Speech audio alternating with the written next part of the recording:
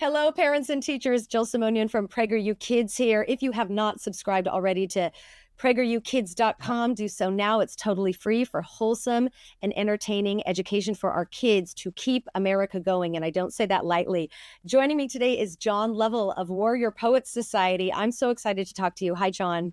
Hi, Jill. Thanks for having me on. Yes. Okay. So usually I admittedly talk to mothers or teachers, women, on these parent alerts. But I wanted to mix it up because I really believe that we need to hear more from husbands and dads and the men who are raising our children to be resilient in our great nation. You're a veteran. Thank you for your service from the bottom of my heart. We, here at PragerU, we have such a deep admiration and just love for all of you who serve and protect America.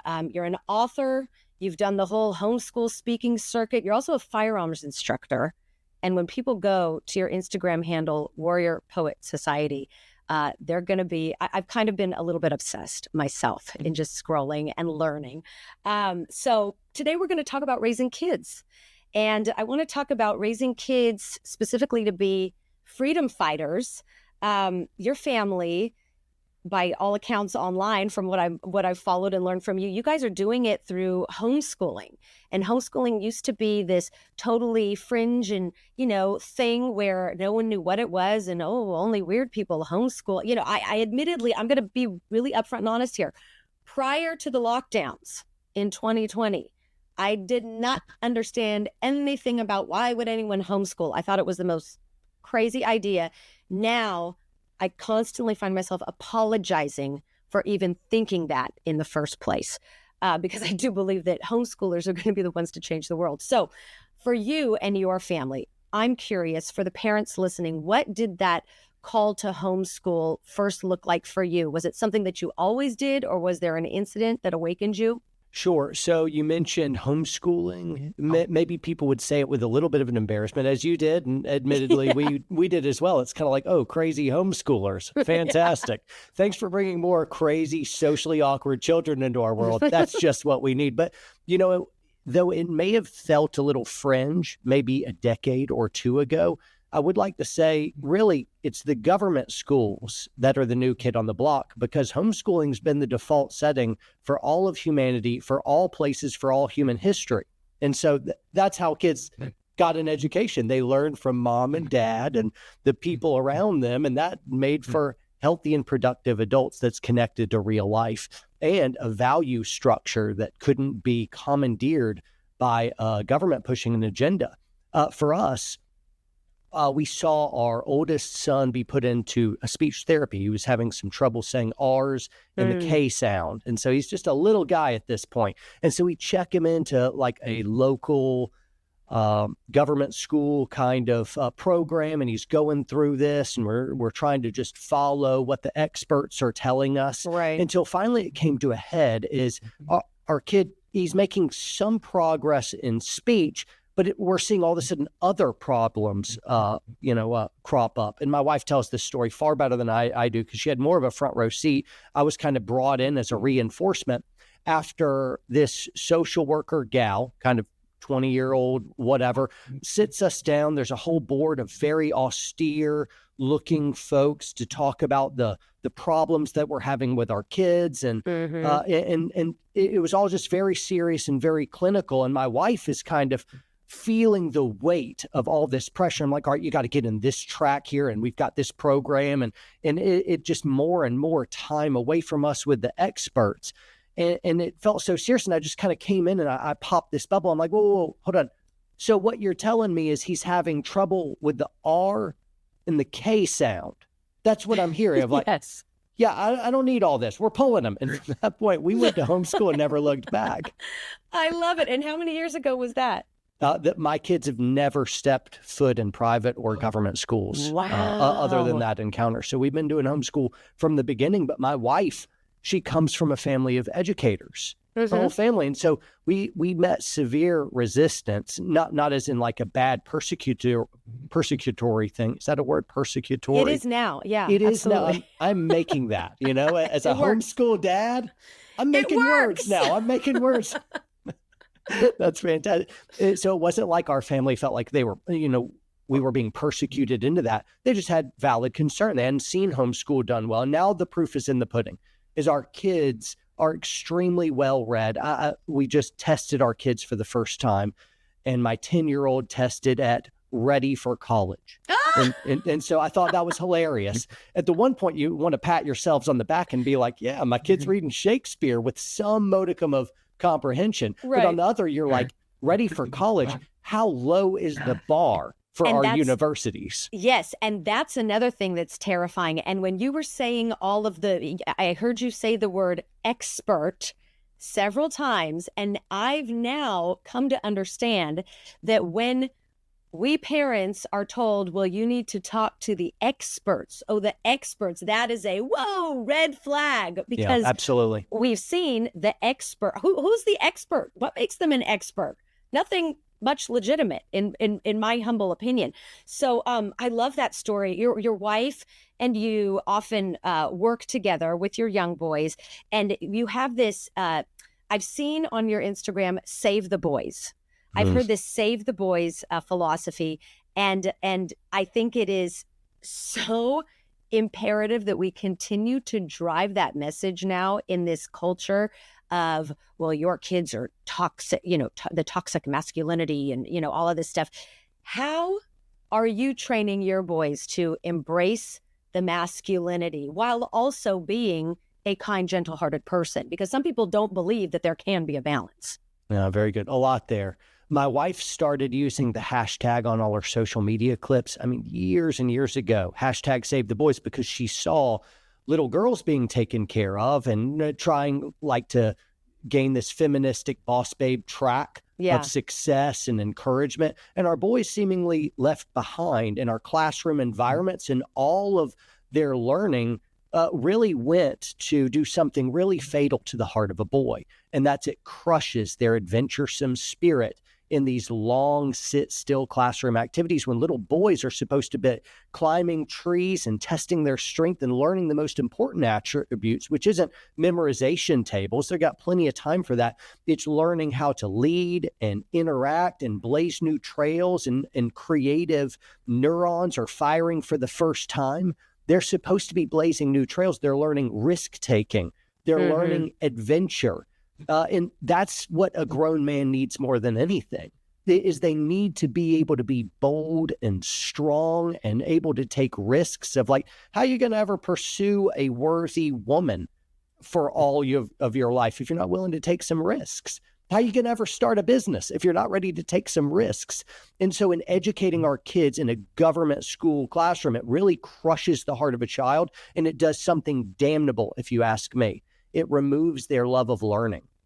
Yeah. It removes their love of learning. Our son voraciously reads, both of our sons do. And so every single night, without fail, and this has been true for years and years, and it'll be true tonight. Tonight we'll get this question. As soon as it's bedtime and they've done all their farm chores and we've eaten dinner and we've done our family reading time, they're off to bed and they'll ask one question. They're like, how many chapters?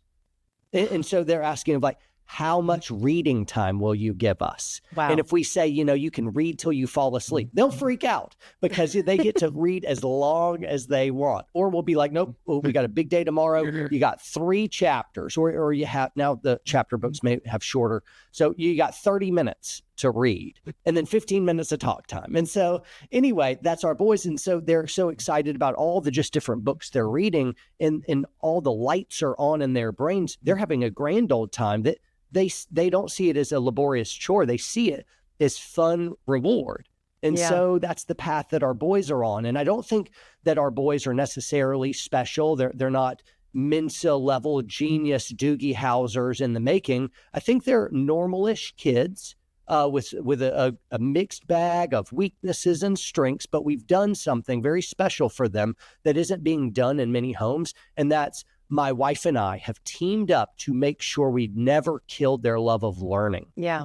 And isn't that a gift? And that's something that is going to stay with them for, till their entire lives. Right. I mean, the evidence, it's irrefutable. If a child loves to read as a kid, that is going to stay with them. And that's what's going to continue. That's what's going to drive them to be successful in whatever they want to do. You mentioned that you have a farm, which I love. So, full transparency, I am from an area of California where farming was very prevalent. I now live in Los Angeles, here in the belly of the beast. I'm so sorry. I'm so sorry. But that is why we believe in being in the belly of the beast at PragerU Kids, because we say this is where we got to be. I'm curious. Yes, you live on a farm. I do not live on a farm. I got a lemon and orange tree in the back. And something that I have believed in, I have 2 daughters, so we're the opposite here, but something that I have believed in, even though we don't have a full farm, I will tell my daughters that every single day, I'll enlist them to do the chores, right? Right. And they don't get allowances. It's part of living in the house, being a part of the family, being a part of this, system that we all help each other out. So they'll do their chores around the house, around the yard, whatever. Yes, sometimes they complain. Most of the time they know they can't get out of it. For people who maybe have boys and who need to nurture that adventurous spirit like you talked about, what 3 things do you recommend that people who maybe live in the city could tell their boys to do or to learn how to do by the time they're 12? Like every 12-year-old boy, regardless if you live in the city or the country, should learn how to do maybe what top 3 things by the time they're 12 for boys? I don't know about top 3, but I'll lead with a principle. Okay. And I'll speak like a father would. So moms, brace yourselves. This how dads we're meant to make them strong, self-sufficient, resilient. One day this little boy needs to grow up and have strong enough shoulders to not only handle their own junk, but they also are able to be strong enough to bear up the responsibilities of a family, a community, a church, a vocation. A man is built or supposed to be built to carry a lot of responsibility and weight. And so that starts when they're very, very young. If you want to absolutely ruin your kids, don't give them chores. You have to give your kids chores and work time. If you don't give them healthy doses of responsibility and chores, you're going to raise little spoiled brats, little Napoleons, little kings and queens that think that the universe revolves around them. And you're like, no. If you're part of a household, you need to contribute to the parts of the household. Most moms out there are working way too hard and their kids aren't working at all. And that is not okay. If you parent smart in a way that is allowing your kids to be able to roll up their sleeves, get dirty, do dishes, collect eggs, do all the chores, that's going to make them happy, disciplined, and responsible kids. Undisciplined kids are miserable. Always. Yeah. They're surrounded in toys. They've got no responsibilities. They're not doing anything good or helpful, and they become spoiled, intolerable brats. They just are. And so if you love your kids, don't shield them from the work and do it yourself. I know, Mom, it feels loving to do everything so your kids can be inundated with playtime all the time, but it is the exact opposite of your instincts. And your husband has this instinct intact. Husbands are built to know this. Whereas wives and husbands complement each other. All the husbands naturally know this. And if you allowed your husband to kind of get in there more and have his way, he would work them harder and your kids would flourish under it. Yeah, they'd resist at first, but you're going to have to work them. And the older they get, the more responsibility. So for our kids, even for years ago, they're 10 and 12 now, but even 2 years ago, kids, we've got chickens. The chickens are your responsibility. If you don't take care of the chickens will die, and It will be your fault. That's what I tell my kids about our dog. God bless our dog, Dolly. I say, if you don't feed Dolly, she might die. What? Yes. Yeah. But I don't mean to make light of it, but no, you're absolutely right. I want to talk a little bit now about the government overreach in schools. It's no secret, especially to our audience, to the parents and the teachers who always, tune in and listen. The schools are dumbing down our kids by way of watered down curriculum that frankly doesn't teach much of anything that's purposeful. Right. Yes. I've been on this kick lately about our Constitution. blame blame it on September 17th. That was Constitution Day. It sort of kickstarted, every year that comes around, I sort of reignite about, oh my gosh, our kids need to learn what our Constitution is, what is actually said in it.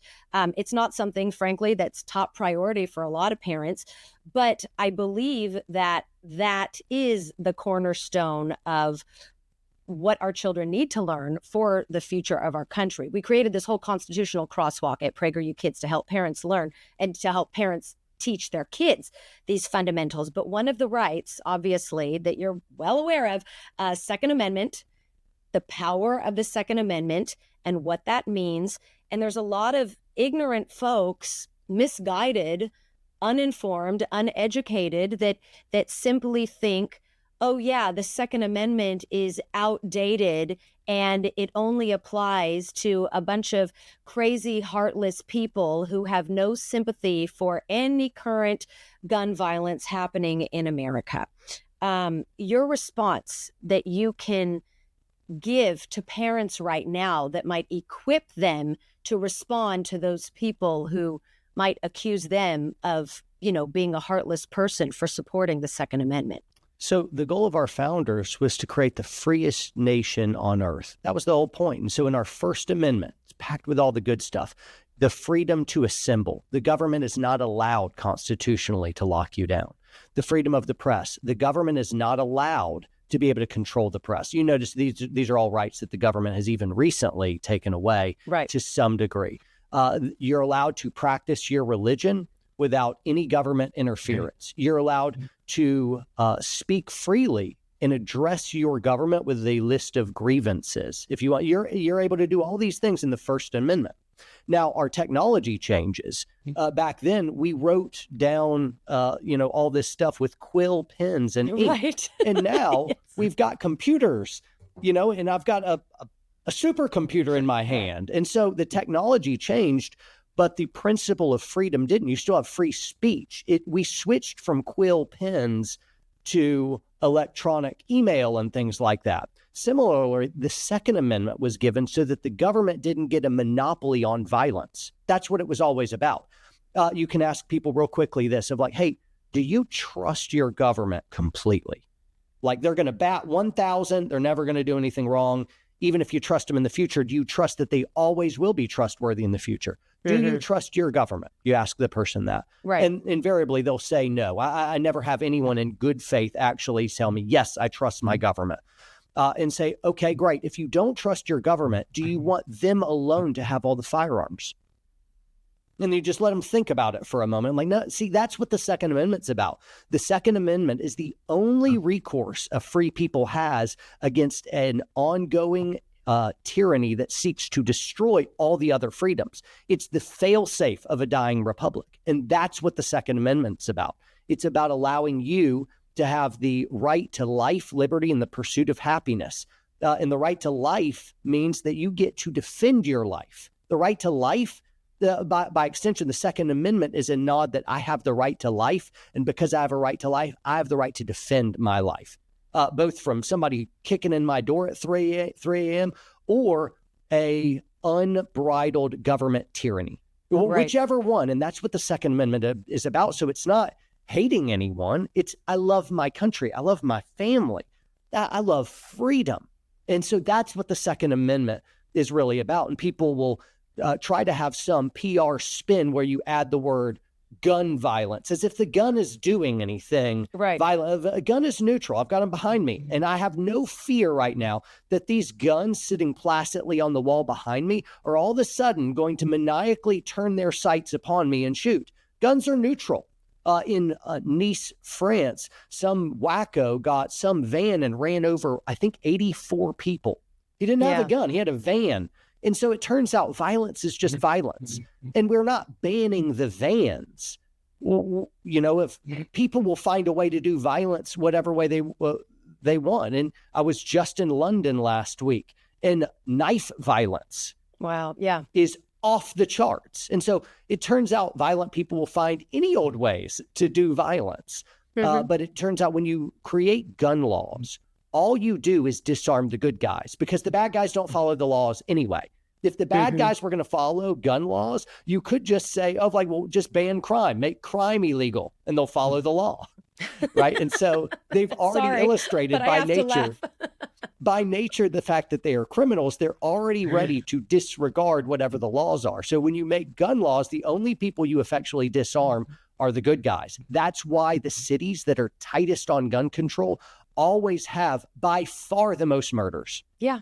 No, I don't disagree with you. And I just can't help but think that we've got, because when you discuss it in that way, of course, any logical person can think critically and understand the points that you just made. And when we have gotten ourselves to a point where everyone is scared to discuss these things in a logical way because they don't have the understanding of how our country was founded and how our country is created, I, full disclosure, tend to get very nervous about the future of our country, because I know that the children who are maybe, we say, stuck in public schools that aren't teaching things like our God-given rights, our civic responsibility, they're not teaching these things. And we're going to have a whole generation of children not understanding why our foundational documents were set up the way they are. And that's something good. that, that's something that always,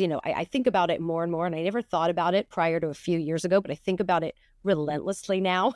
Yeah. Which admittedly drives what I do here Right. in trying to educate kids. I want to ask you, I don't want to leave people on a doom and gloom, but what is your biggest hope for this next year? Because we do have to have hope. You've fought to protect America. You've served America. What is your biggest hope for this next year? Is there something maybe that you've noticed when you've been at the homeschool conventions, or just even out and about in your community, something you've noticed that families maybe are doing more to really tip the scale and become better educated or raise their children in a way that is different from, what we've seen the last 20 years yield? There's a bunch of different ways I'd come at that, of like, on the one hand of like, all right, there's, what hope do you have in like the socio-political sphere? What about the theological sphere? What about the personal sphere? In the personal sphere, I have a lot of hope of my family and I, we're flourishing. We're on our homestead and we're doing our reading at night, and we have laughter and fun, and we're making memories, and we're traveling together, and we're growing and we're flourishing. And so I have great hopes for my sons that they'll continue to grow, that me and my bride of 18 years, we're going to continue to date, and we're going to grow closer and closer, working on our marriage all the time. And so those are some hopes. I have some business hopes as well. Speaking more of kind of like a sociological level, at these homestead conferences or the homeschooling conferences, at any of the rallies I speak at, any of that kind of stuff, I do see a ground-swelling movement where people have had enough of all the corruption and all of our institutions of power, which have been hijacked. People are practicing, is it civil disobedience? Is that the right way? Yeah, that's the right term. And they're just, they're saying no more and more.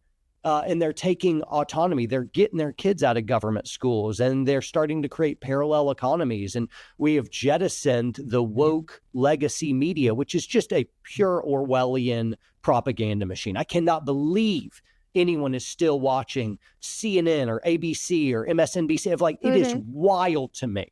People still think that there is an ounce of truth that is not propagandistic and narratively driven. And so people are checking out of that, and we're having other news sources. That's part of what PragerU is doing. And so I see hope in that we're making parallel institutions. We're drawing lines on the sand and saying this and no further. I'm seeing mama bears come out of the woodwork, as well as dads who are ticked off, and they're taking responsibility for their lives. And I think that's a really, really good thing, but we still got a lot of work cut out for us, because it turns out that the corrupt bureaucracy and tyranny doesn't fight fair. And so that is problematic. Yeah. And that's something that we've just, I come from a family of educators too. My sister, my mom, my grandma, who were all fabulous public school teachers who, my sister is currently in a public school now that is one of the few that's non-unionized. So they're Mm. actually holding the line. And a year ago they had an assignment that actually included the words "In God We Trust," and I thought, oh my goodness, this is an anomaly. But I find such inspiration from you online, and also from your wife. I got to share her Instagram handle because I was late in inviting her to talk with you and I today, but I really I want to didn't know have that it. was on the table. I would have I had her. did. She is I great. got it. I keep tipping my hat to her because I mean, she is so remarkable, and she's writing a book on raising boys, daring, Oh, adventurous, and so really, really excited to be able to have her partner with PragerU in the future. So oh, please have my wife on. She'd do I great. definitely will. I just encourage our audience, if they have not found you already online, they will be, enlightened and motivated. But you are on Instagram. Your wife, Mrs. Poet _actual, is also on Instagram. And I just thank you for what you do. God bless you, John Lovell, and your family, and everything you've done for America and for your own family. And for more conversations like this, everyone, visit prageru.com/parent alert. John, I know you're already informed with everything that we should be doing as parents. Yes. I'm working. I'm a work in progress. Don't put me at the finish line here. I'm still a work in progress. I Oh, can do well, better than the government, who I am not co-parenting with. And yes. so, yeah, I'm a work in progress. We're failing forward. Well, we all are. Thank you so much. Until next time, everyone. Thank you, John Lovell. Bye.